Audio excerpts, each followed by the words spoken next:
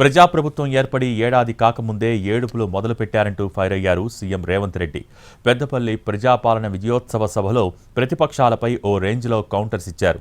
10 ఏళ్లలో ఏం చేయకపోగా 10 నెలల తమ పాలనపై విషప్రచారం చేస్తున్నారని విమర్శించారు. ఉదయం లేస్తే ప్రభుత్వంపై పడి ఏడుస్తున్నారంటూ మండిపడ్డారు. రుణమాఫీపై చర్చకు సిద్ధమంటూ సవాల్ చేశారు సీఎం రేవంత్ రెడ్డి. సూటిగా సవాలు విసురుతున్నా. ఏ రాష్ట్రమైనా ఏ ముఖ్యమంత్రి అయినా ఈ దేశ ప్రధానమంత్రి నరేంద్ర మోడీ అయినా నేను సవాలు విసురుతున్నా. నీ గుజరాత్ రాష్ట్రంలో రైతుకు రుణమాఫీ చేసినవా? ఒకవేళ చేస్తే ఎంతో చేసినావో లెక్కలు దిగి మొదటి సంవత్సరంలో 25,35,000 రైతులకు 21,000 కోట్ల రూపాయలు రైతు రుణమాఫీ చేసి ఈ దేశ చరిత్రనే తిరగరాసిన చరిత్ర తెలంగాణ రాష్ట్ర ప్రభుత్వాన్ని.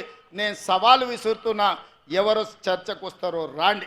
కేవలం ఒక కుటుంబం కోసం 4 కోట్ల ప్రజలు ఉద్యమ బాట పట్టి వందలాది మంది విద్యార్థులు ఆత్మ బలిదానాలు చేసుకొని లక్షలాది మంది అక్రమ కేసులు ఎదుర్కొని నిరసనల ద్వారా రాస్తా రోకల ద్వారా ఉద్యమాల ద్వారా బంధుల ద్వారా తెలంగాణ రాష్ట్రం ఎందుకోసం తెచ్చుకున్నారు? ఒక కుటుంబాన్ని అందలం ఎక్కించడానికా లేకపోతే 4 కోట్ల తెలంగాణ ప్రజలు బాగుపడడానిక?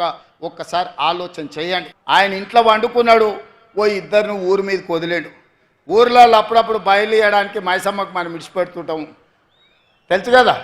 గ్రామాలలో మనం మైసమ్మకి ఇడిచిపెడుతుంటాం పోతులను. అవి ఊరి మీద పడతాయి, మేస్తాయి, ఎక్కడ పడితే అక్కడ తిరుగుతాయి.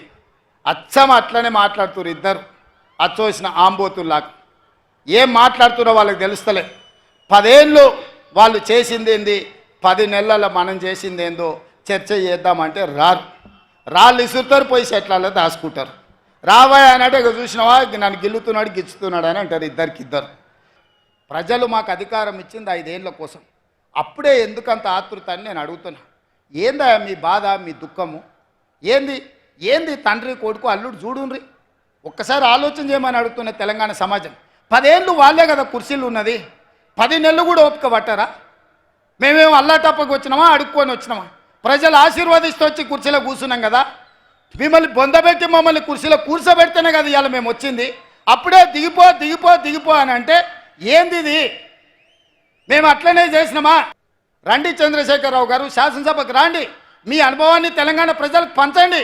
1 ఎకరాకు 1 కోటి రూపాయల వ్యవసాయంలో ఎట్లా సంపాదించవచ్చో వ్యవసాయ క్షేత్రాలు రైతు వేదికలు ఉన్నాయి, లైవ్ పెడతాం.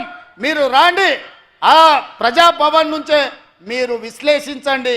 మీ మేధావితనంతో ఎకరా 1 కోటి రూపాయలు ఎట్లా పండించవచ్చో చెప్పండి. ఇవాళ మేము గిట్టుబాటు ధరతో పాటు 500 రూపాయల బోనస్ ఇస్తున్నాం. అభినందించండి. ఏం పోతుంది? వయసులో పెద్దోనివి, అనుభవంగాలోనివి, కేంద్ర మంత్రిగా చేసినావు, ముఖ్యమంత్రిగా చేసినావు. అరే యువకులు కష్టపడుతున్నారు, మంచి పని చేస్తురా, ఈ పిల్లలు బాగానే చేస్తున్నారు, చేయని అని ఒక ఆశీర్వాదం ఇయ్యి, ఓ మంచి మాట మాట్లాడు. ఇవాళ పెద్దపల్లికి బస్ డిపో ఇచ్చినాం, రేపు రామగుండంలో ఎయిర్పోర్టు తీసుకొస్తాం. అభినందించయ్యా. నీ గౌరవం పెరుగుద్ది, నీ తురాయం ఊసిపోదు, నీ కిరీటం ఏం పడిపోదు. కులగణలలో ఎందుకు చంద్రశేఖరరావు, హరీష్ రావు, తారక రామారావు పాల్గొంటలేడని నేను అడుగుతున్నా. మీరు బీసీ వ్యతిరేకులా, బీసీ ద్రోహులా? మీరు ఈ రాష్ట్రంలో లేరా? మీరు పదవులు అనుభవిస్తలేరా? ఆ బీసీలతో ఓట్లు వేయించుకోలేదా? ఇది ప్రభుత్వం అధికారికంగా చేపట్టిన కార్యక్రమం. ఆనాడు చంద్రశేఖరరావు సమగ్ర కుటుంబ సర్వే చేపట్టి మేము పాల్గొనలేదా?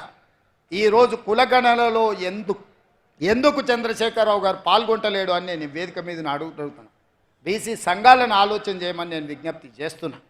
ఎవరైతే బీసీ కులగణనలో తెలంగాణ రాష్ట్రంలో పాల్గొనరో సామాజిక బహిష్కరణ చెయ్యండి వాళ్ళని అని చెప్పి నా బీసీ సోదరులకు నేను విజ్ఞప్తి చేస్తున్న ఈ వేదిక మీద నుంచి.